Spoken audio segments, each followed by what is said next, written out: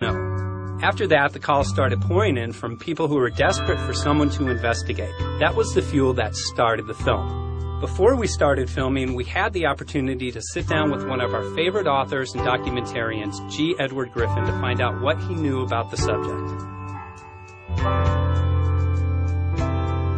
I'd like to talk for a minute about an issue that's getting more and more attention. That's the issue which scientifically is called stratospheric aerosol geoengineering, also called the chemtrail issue. I'm very aware of the chemtrail versus contrail controversy. As far as I'm concerned, it's an open and shut case. I have been watching the development of jet travel from its very beginning. I used to live near the Los Angeles airport. Remember when the first jets came in and landed? Man, they made a big noise. We never heard a noise like that before. And we used to go down and sit at the end of the runway and watch these jets come in and take off because it was a novel experience. I've been watching jets all my life, and I know about jet contrails. I've watched them. They're vaporized moisture, ice crystals, and they get out there in the atmosphere, and then they effervesce and evaporate and then disappear, and you can see them. Plane moves along, and the little white trail follows right behind it, and usually about 10 or 20 lengths of the plane or thereabouts, and then it's gone. And you can still see them that way, by the way, once in a while. So there goes a contrail. These other things we're talking about are not at all the same phenomena at all. These planes go by, and they billow out this white smoke, and it covers the sky from horizon to horizon. It doesn't dissipate at all. And they crisscross each other. And you see this thing cover the sky and turn it milky, and then people start having trouble breathing, and then you hear stories about the aluminum and barium deposits that they're picking up and the residue. And you put it all together, and I don't see how anybody who's got their eyes open and their mind open can come to any other conclusion but that somebody is spending a lot of money and effort to spray the planet. The question is, why? I have my own theories, but I hope that there will be some good investigative reporters go out there and get us the answer. I know that whenever it's finally discovered, and it will be, the people who are doing it will undoubtedly say, oh, well, we did it for you folks. It's for the greater good of the greater number. It's for the society. It's probably to prevent global warming. Or maybe it's to inoculate people against some kind of a dreaded biological attack. We can't go around shooting everybody in the arm, but we can spray them and save their lives. You see how good we are? We're doing it for the benefit of society. I know they're going to, whatever it is, they're going to say it was for your good or mine. Think if we had the ability to steer hurricanes, and the hurricane was going to slam into New Orleans.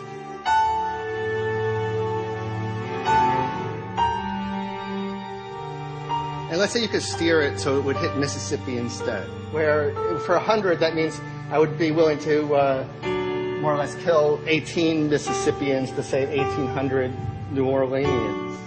And if you do that knowingly, are you murdering those 100 people? And there's all kinds of equity issues there.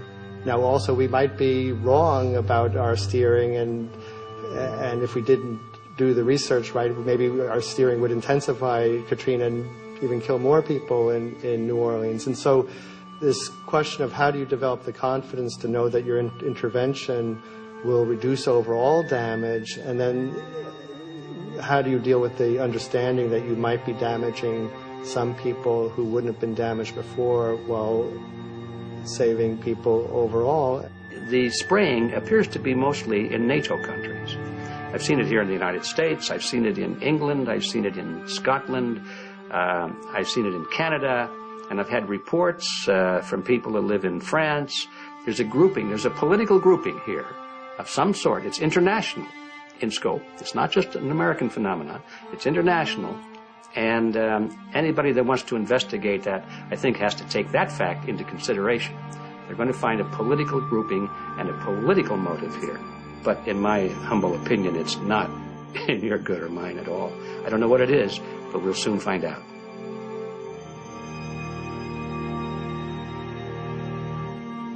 I'm sure that if you follow the old advice, which is follow the money, you'll come to the answer sooner or later. Soon, we realized that we all shared the same need to get this information out there, to share with the public, to let people know what is being done. Ed felt so passionately about the issue, he offered to help us. Well, the main thing now, since it looks like the budget is going to be met, is to get it done well. We don't come off the tree knowing any answers at all. Yeah, we're not scientists. We're just asking questions, exactly. And we've got to be very skeptical about the answers. That's it's totally accurate, totally honest. Why can't people see this? They're not hearing it. They don't know that the facts are not being presented. We're very lucky, you know that. Look at this opportunity that's been dumped on us. I know. Opportunity. This is going to Yes. This is going to be a battle. I know that. A challenge and a battle, but I mean, why are we here if it's not for that? We're going to go to a short break with DJ Foxy. Can't go to get a hold of Morrow, so it's going to be you for the moment. I'll call him again. So. sounds good. I saw the sky crisscross with chemtrails, and I can't remember if it was in L.A. or if I was on the road, but I had looked up one day, and I thought, look at that. That's not the flight path, man. That was a regular grid over the city, and I couldn't believe my eyes. Milky white clouds. And, it all seems very obvious. And now the evidence of what we have on the ground with the aluminum, the barium, strontium, and with what we see in the patents and what the geoengineers say are going to happen, I mean, for the everyday Joe, this is a slam dunk. This is a very delicate moment for the powers that be because they're taking a covered-up operation like the tropospheric aerosol program or chemtrails, Project Icarus, whatever. It's had many names over the years.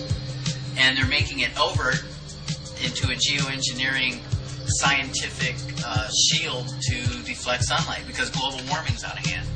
So at this very moment, the belly of the beast is right above us with no armor.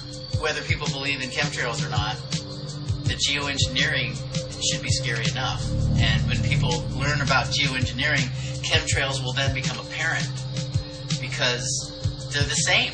So you're talking about global conspiracy here.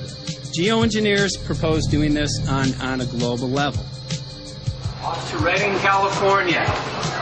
Guess this is the second step after the 8 AF meeting. We'll see what we find.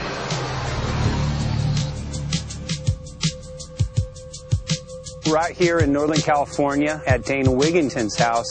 He owns over 2,000 acres overlooking Lake Shasta. He told me about some of the challenges that they're having up here. Let's go and talk to Dane. We'll see, what's going on his property. We'll see what he's going through and also what action he's taking based on the test results that he has.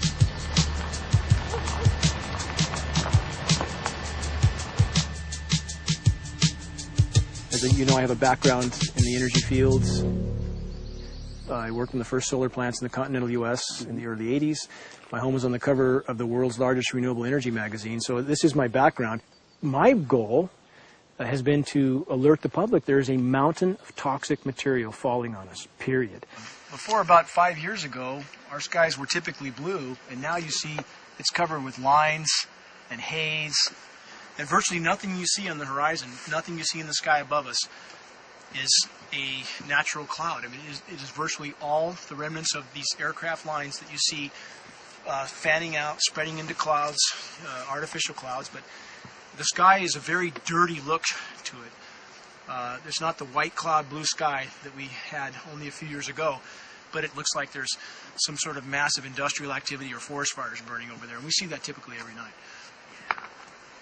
You see, even down to ground level, the clarity drops off significantly, and we don't see that except for the days when we have these long, lingering trails that spread and cover the whole sky. And on certain days, you can see these trails actually dropping vertically like a veil.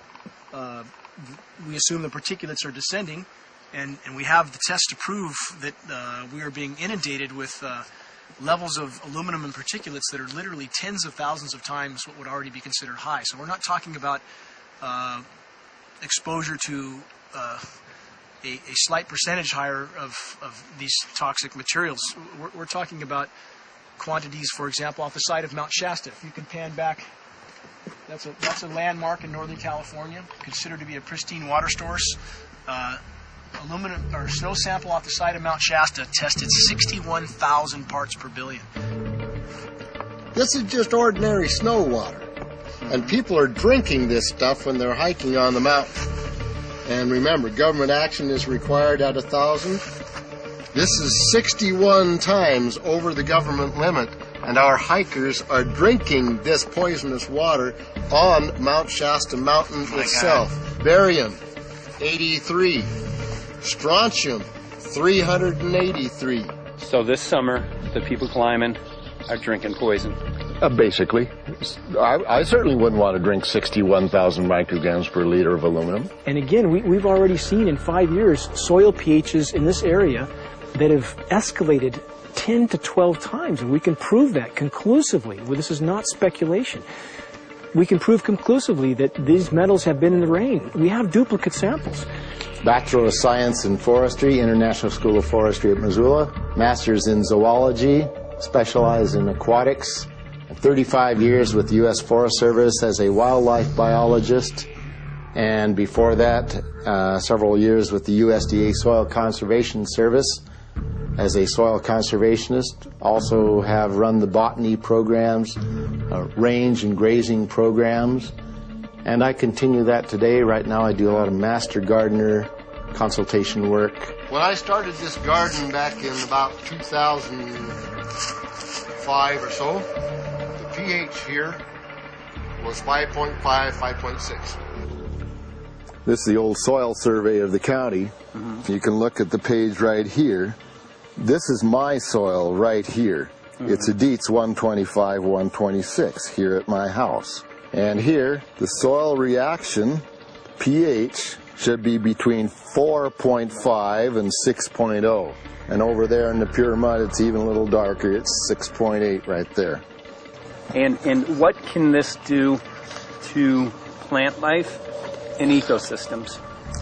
Well, you haul one of these things out and you start looking at the little things that are crawling around the soil. A lot of times they aren't there anymore. The little soil arthropods that you can barely see on a microscope, you can actually see movement with this. Little tiny macroscopic, look like little moving pieces of dust. Those start to go away. They're not gone entirely, but they start to go away. This is black oak acorns. You know, this is pieces of cedar wood. You know, come on, folks. This should be very acid, and I'm getting 10 times higher than expected. There's something really wrong here. But you can see all those reports, lots of them. Have over 20 reports here. Well, at least 20. I'd say it'd be closer to 30. All revealing dangerous amounts of aluminum and barium. You know, the science is there that something funny is happening. And the naysayers say, well, so what? Isn't neutral good? Well, no, neutral's not good. Neutral is not good. If your soil is supposed to be 5.6, it should stay 5.6 if you want the forest to be healthy. And if you want to grow a good garden, you have to keep your pH around 6.0, 6.5. I think that we just need to wake up and just look at what's happening, because we can't just ignore it, because it's going to get worse and worse if we just keep ignoring it and pushing it away like, oh, that's nothing. There was mason jars, and they were brand new, sterilized, and that's what we catch the rain in. And then there was a HEPA filter that we tested the air with.